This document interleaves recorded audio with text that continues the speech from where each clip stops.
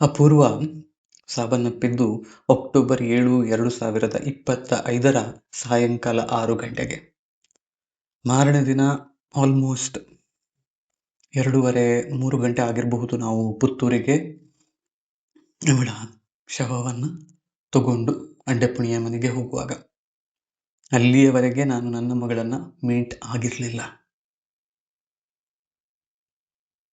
ಆ ಕ್ಷಣಕ್ಕೆ ಅವಳನ್ನು ಮೀಟ್ ಆಗಬೇಕು ಅಂತಲೂ ನನಗೆ ಅನಿಸಿರಲಿಲ್ಲ. ಪಾಯಿಂಟ್ ಬೀಯಿಂಗ್, ಅಮ್ಮನನ್ನ ಉಳಿಸಿಕೊಳ್ಳೋದಕ್ಕಾಗಲಿಲ್ಲ ಮಗಳೇ ಅಂತ ಅವಳಿಗೆ ಹೇಳುವಂತಹ ಧೈರ್ಯ ನನಗಿರಲಿಲ್ಲ. ಹಾಗಾಗಿ ನಾನು ಅವಳನ್ನು ಮೀಟ್ ಆಗಿರಲಿಲ್ಲ. ಆದರೆ ಅಪೂರ್ವಳ ದೇಹವನ್ನು ನೋಡಿದಾಗ, ರ್ಯಾಪ್ ಮಾಡಿ ಕೊಟ್ಟಿರ್ತಾರಲ್ಲ ಬಟ್ಟೆಯಲ್ಲಿ, ಮನೆಯಲ್ಲಿ ಅವಳನ್ನು ಮಲಗಿಸಿದ್ದಾಗ ಕೊನೆಯ ಬಾರಿಗೆ ಮಗಳ ಕೈಯಲ್ಲಿ ಒಂದಿಷ್ಟು ಕೆಲಸಗಳನ್ನು ನಾನು ಮಾಡಿಸಿದೆ. ಒಂದು,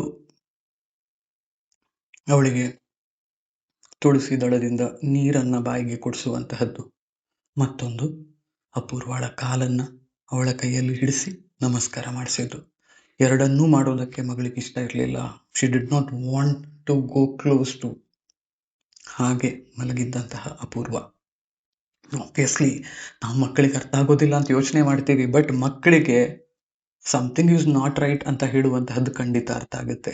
ಆದರೆ ನನಗೆ ಏನು ಬೇಕಾಗಿತ್ತು ಆ ದಿನ ಅಂತ ಹೇಳಿದರೆ, ಮುಂದೊಂದು ದಿನ ಮಗಳು ದೊಡ್ಡವಳಾದ್ಮೇಲೆ ಅವಳಿಗೆಲ್ಲವೂ ಅರ್ಥ ಆಗುವಂತಹ ಸಂದರ್ಭ ಬಂದಾಗ, ನನ್ನ ಅಮ್ಮನನ್ನ ಕೊನೆಯ ಬಾರಿಗೆ ಬೀಳ್ಕೊಡೋಕೆ ನಾನು ಬಂದಿದ್ನ ಅನ್ನುವ ಪ್ರಶ್ನೆಯನ್ನ ಅವಳು ಕೇಳಿದಾಗ, ಹೌದು ಮಗಳೇ, ನೀನು ನಿನ್ನ ಅಮ್ಮನನ್ನ ಬೀಳ್ಕೊಡೋದಕ್ಕೆ ಬಂದಿದ್ದೆ, ಅವಳಿಗೆ ತುಳಸಿ ದಳದಿಂದ ಕೊನೆಯ ಬಾರಿಗೆ ನೀರನ್ನು ಕುಡಿಸಿದೆ, ಅವಳ ಕಾಲನ್ನು ಮುಟ್ಟಿ ನಮಸ್ಕಾರ ಮಾಡಿದೆ ನೀನು ಅಂತ ಹೇಳಬೇಕು ಅನ್ನೋದಿತ್ತು.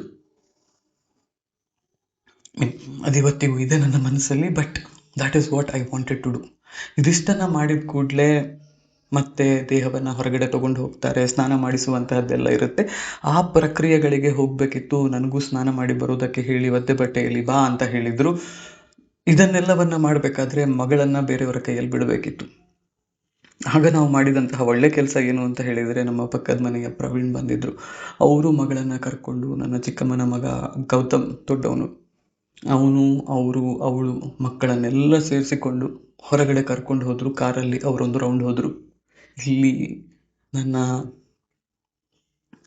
ಅಪ್ಪುವಿನ ದೇಹಕ್ಕೆ ಸ್ನಾನ ಆಗ್ತಾ ಇದ್ರೆ ಮಗಳು ಅಲ್ಲಿ ಕಾರಲ್ಲಿ ಅವರ ಜೊತೆಯಲ್ಲಿ ಏನನ್ನು ಮಾತಾಡಿಕೊಂಡು ಹೋಗ್ತಾ ಇದ್ಲು. ಅವಳಿಗೆ ಏನನ್ನ ಕಳ್ಕೊಳ್ತಿದ್ದೇನೆ, ಏನನ್ನ ಕಳೆದುಕೊಂಡಿದ್ದೇನೆ ಅಂತ ಹೇಳುವಂತಹ ಒಂದು ಸಣ್ಣ ಅಂದಾಜು ಕೂಡ ಇರಲಿಲ್ಲ. ಮನೆಯಿಂದ ಕೆಳಗೆ ನಡ್ಕೊಂಡು ಹೋಗ್ಲಿಕ್ಕೆ ದಾರಿ ಇದೆ. ದಾರಿಯಲ್ಲಿ ನಡ್ಕೊಂಡು ಹೋಗಿ ಒಂದು ಟರ್ನ್ ಆಗೋದಕ್ಕೆ ಜಾಗ ಇದೆ. ಆ ಜಾಗದಲ್ಲೇ ಕಟ್ಟಿಗೆಗಳನ್ನೆಲ್ಲ ಸೆಟ್ ಮಾಡಿಬಿಟ್ಟು ಅಪೂರ್ವಳ ಶವವನ್ನ ದಹನ ಮಾಡೋದಕ್ಕೆ ಜಾಗ ರೆಡಿ ಇತ್ತು. ಅಲ್ಲಿ ಶವವನ್ನ ಹೊತ್ತಿಸಿ ವಾಪಸ್ ಬಂದ್ವಿ ನಾವೆಲ್ಲ. ಮನೆಗೆ ಬಂದು 1/4 ಗಂಟೆ ಆಗ್ಬೇಕಾದ್ರೆ ಇವಳು ಬಂದವಳು ಮೊದಲು ಹೋಗಿ ನೋಡಿದ್ದು ಹಾಲ್ನಲ್ಲಿ ಅಮ್ಮ ಇದ್ದಾಳ ಅಂತ. ಅಮ್ಮ ಇಲ್ಲ ಅಂತ ಆದ ಕೂಡಲೇ ಅವಳಿಗೆ ಅಮ್ಮ ಎಲ್ಲಿ ಅಂತ ಕೇಳಿದ್ಲು ನನ್ನ ಹತ್ರ ಬಂದು. ನನ್ನ ಚಾಮಿ ಕರ್ಕೊಂಡು ಹೋದ್ರು ಅಂತ ಹೇಳಿದೆ. ಚಾಮಿ ಕರ್ಕೊಂಡು ಹೋದ್ರ? ಯಾವ ಚಾಮಿ? ಉತ್ತರ ಕೊಡುವಂತಹದ್ದು ಏನಾದರೂ ಆಲೋಚನೆ ಮಾಡಬೇಕಲ್ಲ. ಶಿವಚಾಮಿ ಬಂದಿದ್ರು, ದುರ್ಗೆ ಚಾಮಿ ಬಂದಿದ್ಲು, ಸುಬ್ರಹ್ಮಣ್ಯ ಚಾಮಿ ಬಂದಿದ್ದ, ಗಣಪತಿ ಚಾಮಿ ಬಂದಿದ್ದ ಅಂತೆಲ್ಲ ಹೇಳಿ ಆಯ್ತು. ಎಲ್ಲಿ ಬಂದಿದ್ರು, ಯಾರೆಲ್ಲ ಎಲ್ಲೆಲ್ಲಿ ಇದ್ರು ಅಂತೆಲ್ಲ ಕೇಳಿದ್ಲು. ಒಬ್ರು ತಲೆ ಹತ್ರ, ಒಬ್ರು ಕುತ್ತಿಗೆ ಹತ್ರ, ಒಬ್ರು ಸೊಂಟದ ಹತ್ರ, ಒಬ್ರು ಕಾಲಿನ ಹತ್ರ, ಒಬ್ರು ಬೆನ್ನು ಹಿಡ್ಕೊಂಡಿದ್ರು ಮಗಳೇ ಅಂತೆಲ್ಲ ಕಥೆಯನ್ನ ಹೇಳಿ ಆಯ್ತು. She was not ready to accept what it was. But ನನ್ನ ಮಗಳ ಒಂದು ಮೆಚುರಿಟಿಯೋ, ಅವಳಿಗೆ ಇರುವಂತಹ ಅವಳ ಅಮ್ಮನ ಬುದ್ಧಿಯೋ, ಕೆಲವೊಂದಿಷ್ಟು ಪ್ರಶ್ನೆಗಳನ್ನ ಕೇಳಬಾರ್ದು ಅಂತ ಗೊತ್ತಾದ ಕೂಡಲೇ ಅವಳು ಕೇಳೋದನ್ನ ಬಿಟ್ಟು ಬಿಡ್ತಾಳೆ. ಆ ದಿನಕ್ಕೆ ಪ್ರಾಯಶಃ ಅವಳು ಇನ್ನೇನು ಹೆಚ್ಚು ಪ್ರಶ್ನೆಗಳನ್ನೇ ಕೇಳಲಿಲ್ಲ. ನಾವು ವಾಪಸ್ ಮಂಗಳೂರಿನ ನಮ್ಮ ಮನೆಗೆ ಹೋದ್ವಿ. And none of us were in a situation to figure out, understand, comprehend what was going on. ಅಲ್ಲಿಂದ ಮುಂದಕ್ಕೆ 1-2 ದಿನ ಆದ್ಮೇಲೆ ಇದೇ ಪ್ರಶ್ನೆಗಳನ್ನ ಮತ್ತೆ ಮತ್ತೆ ರಿಪೀಟ್ ಮಾಡಿ ಕೇಳುತ್ತಿದ್ಲು. ನನ್ನ ಉತ್ತರದಲ್ಲಿ ಏನಾದರೂ ತಪ್ಪು ಬಂತು ಅಂತ ಹೇಳಿದ್ರೆ, ಇಲ್ಲ ಸುಬ್ರಹ್ಮಣ್ಯ ಚಾಮಿ ಅಲ್ಲಿದ್ದದಲ್ಲ ಇಲ್ಲಿದ್ದದ್ದು ಅಂತ ಹೇಳಿಕೊಂಡು ನನ್ನನ್ನು ಕರೆಕ್ಟ್ ಮಾಡ್ತಾ ಇದ್ಲು. C, these are few things which you can never forget as a husband. These are few things which you can never forget as a father. ಒಬ್ಬ 3 ವರ್ಷದ ಮಗುವಿಗೆ ನಿನ್ನ ಅಮ್ಮ ಇನ್ನು ಬರೋದಿಲ್ಲ ಅಂತ ಹೇಳುವಂತಹದ್ದು ಸುಲಭದ ಕೆಲಸ ಅಲ್ಲ. ಪೂರ್ವ ಆಸ್ಪತ್ರೆಗೆ ಸೇರಿದಾಗಿನಿಂದ ಅವಳು ಸಾವನ್ನಪ್ಪುವ ದಿನದವರೆಗೆ we were all hopeful that she is going to come back. ಪ್ರತಿ ಸರ್ತಿ ಮಗಳಿಗೆ ಹೇಳ್ತಾ ಇದ್ದದ್ದು 2 ದಿನದಲ್ಲಿ ಅಮ್ಮ ಹುಷಾರಾಗ್ತಾಳೆ, 2 ದಿನ ಬಿಟ್ಟು ಅವಳು ಮನೆಗೆ ಬರ್ತಾಳೆ ಅಂತ ಹೇಳುವಂತಹದ್ದನ್ನೇ. ಹೀಗೆ ಪ್ರತಿ ಸರ್ತಿ ನಾವು ಅದನ್ನ ಹೇಳಿದಾಗ ಮಗಳು ಕೇಳ್ತಿದ್ದದ್ದು, ಅಮ್ಮ ಬಂದ ಮತ್ತೆ ನಾವು ರೂಮ್ ಮನೆಗೆ ಹೋಗ್ಪ ಅಂತ. ಅವಳ ಮತ್ತು ಅಪೂರ್ವಳ ಪ್ರಾಯಶಃ ಅತ್ಯಂತ ಸುಂದರ ನೆನಪುಗಳು ಮಗಳಿಗೆ ನೆನಪಿರುವಂತಹದ್ದು ಯಾವುದು ಅಂತ ಹೇಳಿದೆ, ಹೀಗೆ ನಾವು ರೆಸಾರ್ಟಿಗೆ ಹೋಗ್ತಿದ್ದದ್ದು, ರೆಸಾರ್ಟ್ನಲ್ಲಿ ಗಮ್ಮತ್ತು ಮಾಡ್ತಾ ಇದ್ದದ್ದು, ಆರಾಮದಲ್ಲಿ ಹರಟೆ ಹೊಡ್ಕೊಂಡು ಆಟ ಆಡಿಕೊಂಡು ಅವಳ ಜೊತೆಯಲ್ಲಿ ಇರ್ತಿದ್ದದ್ದು. And those are the memories that she cherishes, comprehends, even not comprehends, cherishes, understands, celebrates even today. But ಇದನ್ನೆಲ್ಲವನ್ನು ಇವತ್ತು ನಾನು ನಿಮ್ಗೆ ಯಾಕೆ ಹೇಳ್ತಿದ್ದೀನಿ ಗೊತ್ತಾ? ಇದನ್ನು ರೆಕಾರ್ಡ್ ಮಾಡ್ತಿರುವಂತಹದ್ದು 18 August 2025 summer around 6:30 PM. Usually ಬೆಳಗ್ಗೆ ವಿಡಿಯೋ ರೆಕಾರ್ಡ್ ಮಾಡೋದು ನಾನು, ಇವತ್ತು ಸಾಯಂಕಾಲ ಮಾಡ್ತಿದ್ದೇನೆ. ಕಾರಣ ಏನು ಅಂತ ಹೇಳಿದರೆ, ನಾನು ಇವತ್ತು ಬೆಂಗಳೂರಿಗೆ ಹೊರಡ್ತಿದ್ದೀನಿ ಆ್ಯಂಡ್ ನನ್ನ ಮಗಳು ಕೇಳ್ತಾ ಇರುವಂತಹ ಪ್ರಶ್ನೆ ನನ್ನ ಹತ್ರ, ಅಪ್ಪ ಅಮ್ಮನ ಹಾಗೆ ನೀನು ಸಾಯೋದಿಲ್ಲ ಅಲ್ವಾ ಅಂತ. ಅದಕ್ಕೇನು ಉತ್ತರ ಕೊಡೋದು? I don't know. ಮುಂದಕ್ಕೋಗಿ ಹೇಳ್ತಾಳೆ, ನಾನು ಅಮ್ಮನ ಹಾಗೆ ದೊಡ್ಡವಳಾಗ್ತೀನಿ, ದೊಡ್ಡವಳಾಗಿ ಬಿಟ್ಟು ನಾನು ಅಮ್ಮ ಆಗ್ತೀನಿ, ಆಗ ನೀನು ಇರ್ತೀಯ, ನೀನು ಸಾಯ್ತೀಯ. ಸಾಯಲ್ಲ ಮಗಳೇ, ನಾನು ನಿನಗೋಸ್ಕರ ಇರ್ತೀನಿ ಅಂತ ಒಂದು ಮಾತನ್ನು ಹೇಳಿದೆ. ಆಯ್ತು ಅಂದ್ಲು. ಆಯ್ತು ಅಂತಾದ ಮತ್ತೆ ನನಗೂ ತಡಿಲಿಲ್ಲ, ಪ್ರಶ್ನೆ ಕೇಳಿದೆ, ಯಾಕೆ ಈ ಪ್ರಶ್ನೆ ನಿನ್ನ ಮನಸ್ಸಲ್ಲಿ ಬಂತು, ಅಪ್ಪ ಸಾಯ್ತಾನೆ ಅಂತ ನಿನಗೆ ಯಾಕೆ ಅನ್ಸಿದ್ದು ಅಂತ ಕೇಳಿದೆ. ಅವಳು ಕೊಟ್ಟಂತಹ ಉತ್ತರ, ನನ್ನ ಅಮ್ಮ ಸತ್ತಿದಾಳಲ್ಲ, ಹಾಗಾಗಿ ನಾನು ನಿನ್ನ ಹತ್ರ ಈ ಪ್ರಶ್ನೆಯನ್ನ ಕೇಳ್ತಿರೋದು ಅಂತ. ಇವತ್ತಿನವರೆಗೆ ಮನೆಯವರು ಯಾರೂ ಕೂಡ ನಾವು ನಿನ್ನಮ್ಮ ಸತ್ತಿದ್ದಾಳೆ ಅಂತ ಹೇಳುವುದನ್ನ ಅವಳಿಗೆ ಹೇಳಲಿಲ್ಲ. ಬಟ್ somehow ಮಕ್ಕಳು ಮಾತಾಡ್ತಾರೆ ಶಾಲೆಯಲ್ಲಿ, ಅವರಿವರ ಜೊತೆ ಮಾತಾಡ್ಬೇಕಾದ್ರೆ ನನ್ನಮ್ಮ ಇಲ್ಲ ಚಾಮಿ ಹತ್ರ ಹೋಗಿದ್ದಾಳೆ ಅಂತ ಹೇಳಬೇಕಾದ್ರೆ ಯಾರಾದ್ರೂ ಒಬ್ರು ಹೇಳಿರ್ತಾರೆ ಅಂತ ಅನ್ಸುತ್ತೆ, ಚಾಮಿ ಹತ್ರ ಹೋಗೋದು ಅಂದ್ರೆ ಸಾವನ್ನಪ್ಪೋದು ಅಂತ. And that is something that she realizes now. ನಿಮ್ಮ 4 ವರ್ಷದ ಮಗು ನಿಮ್ಮ ಹತ್ರ ಕೇಳುವಂತಹ ಪ್ರಶ್ನೆ ಏನು? ತಿನ್ನೋದಕ್ಕೆ ಏನು ಕೊಡ್ತಿ? ಆಫೀಸಿಗೆ ಹೋಗಿ ಮನೆಗೆ ಬರ್ತೀಯಾ? ಆಟ ಆಡೋಕೆ ಎಲ್ಲಿಗೆ ಹೋಗೋಣ?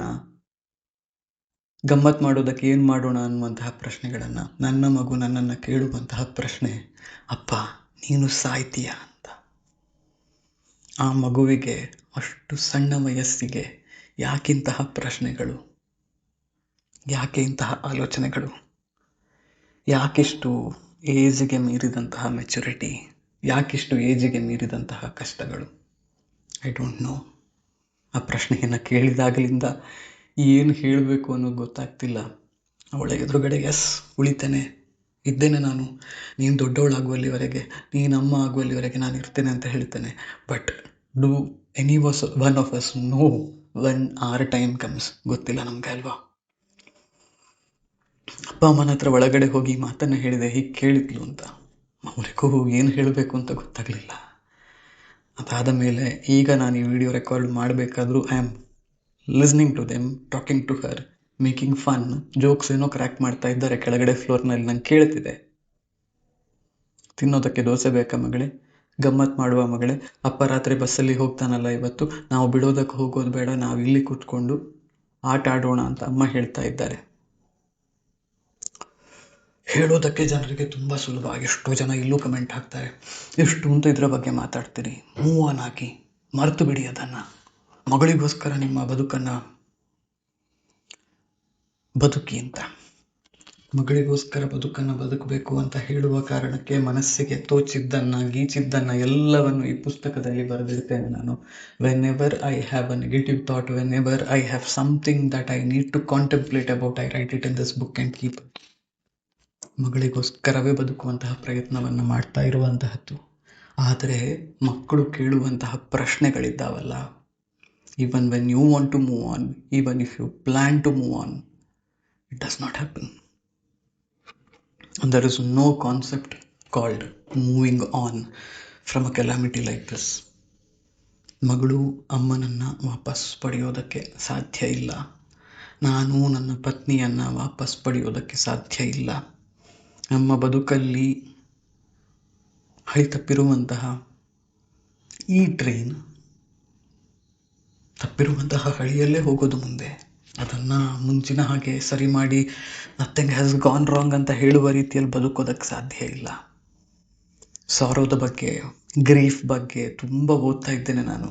What it tells you is ಅದು ಅಲ್ಲೇ ಇರುತ್ತೆ, ಅದು ಎಲ್ಲಿಗೂ ಹೋಗೋದಿಲ್ಲ. ಮೂವ್ ಆನ್ ಆಗೋದು ಅಂತ ಹೇಳಿದರೆ ಬದುಕನ್ನು ಅದರ ಸುತ್ತ ಕಟ್ಟಿಕೊಳ್ಳೋದು. ಅವಳ ನೆನಪಿಲ್ಲದೆ ಇರುವಂತಹ ದಿನ, ಅವಳನ್ನು ನೆನಪು ಮಾಡಿಕೊಳ್ಳದೇ ಇರುವಂತಹ ದಿನ, ಅವಳ ಬಗ್ಗೆ ಬೇಜಾರಾಗದೇ ಇರುವಂತಹ ದಿನ ಎಲ್ಲವೇ ಇಲ್ಲ, ಅದು ಇರೋದೂ ಇಲ್ಲ. ಆದರೆ ಏನು ಅಂತ ಹೇಳಿದರೆ ಅದರ ಜೊತೆಗೆ ಬೇರೇನೋ ಒಂದು ಆಗಬೇಕು. ಅದೇ ಇಲ್ಲಿ ಆಗ್ತಾ ಇರುವಂತಹದ್ದು. ಅವಳ ನೆನಪನ್ನು ಕನ್ಸ್ಟ್ರಕ್ಟಿವ್ ಆಗಿ ಕಟ್ಟುವಂತಹ ಪ್ರಯತ್ನವನ್ನು ಇಲ್ಲಿ ನಾನು ಮಾಡ್ತಾ ಇರುವಂತಹದ್ದು. I don't expect every one of you to understand what I am trying to tell or what I am trying to do, but I only expect one thing. ನೋಡಲಿಲ್ಲ ಅಂದರೆ ಬೇಜಾರಿಲ್ಲ, ನೋಡಬೇಡಿ, ಇಟ್ಸ್ ಓಕೆ. ಬಟ್ ನೋಡ್ತಿದ್ದೀರಿ ಅಂತಂದರೆ ದಯವಿಟ್ಟು move on ಹಾಕು. ಎಷ್ಟು ದಿನ ಅವಳನ್ನು ನೆನಪಲ್ಲಿ ಇಟ್ಕೊಳ್ತೀಯ? ಎಷ್ಟು ದಿನ ಅಂತ ಹೇಳಿ ಹೀಗೆ ಇದು ಮಾಡ್ತೀಯ? ಮಗಳಿದ್ದಾಳಲ್ಲ, ಅವಳ ಭವಿಷ್ಯವನ್ನು ನೀನು ಆಲೋಚನೆ ಮಾಡಬೇಕಲ್ವ ಅಂತೆಲ್ಲ ಕೇಳೋದಕ್ಕೆ ಹೋಗಬೇಡಿ. I planned my life so much, I plan everything so much. ಬದುಕಲ್ಲಿ ಮಾಡಿರುವಂತಹದ್ದೇ ಬರೀ ಪ್ಲಾನಿಂಗ್ ಮಾತ್ರ ನಾನು. ಸೊ ಹಾಗಾಗಿ if you think I am not planning for my kid, I am not spending time with her, you don't know much about me. ಈಗ ತಾನೇ ಅವಳಿಗೆ ಆ ಬರೆಯೋದು ಹೇಗೆ ಅನ್ನೋದನ್ನು ಹೇಳಿಕೊಟ್ಟು ಬಂದಿದ್ದೇನೆ. ಉಲ್ಟಾ 6 ಬರಿ, ಅಲ್ಲಿಂದ ಹಾರ್ಟ್ ಮಾಡಿಕೊಂಡು ಹೋಗು, ಹೀಗೆ ಮಾಡಿ ಕೂರು, ಮತ್ತೆ ಆ ಬರೆದ ಹಾಗಾಗುತ್ತೆ ಅಂತ. ಇಷ್ಟನ್ನು ಮಾಡುವಂತಹ ತಂದೆಯಂದರು ಕಮ್ಮಿ ಅಲ್ವಾ? I am doing that and I am not proud about the fact ನಾನು ಮಾಡ್ತಿದ್ದೇನೆ ಅಂತ ಹೇಳ್ತಿಲ್ಲ. But I know what is going on in my child's life, I know what is going on with her and I am taking care of it every single moment of time. ಇಲ್ಲಿ spend ಮಾಡೋದು ನಾನು 10-15 ನಿಮಿಷ. And this is a place where a lover is craving for the person whom he has last. ಪ್ರೀತಿಯನ್ನು ಕಳೆದುಕೊಂಡಿರುವಂತಹ ಒಬ್ಬ ಪ್ರೇಮಿಯ ಮಾತುಗಳು ಇವು ಅಷ್ಟೇ. This is where I stop this video. ಹೋಗಿ ಬರ್ತೀನಿ ನಾನು ನಿಮ್ಮ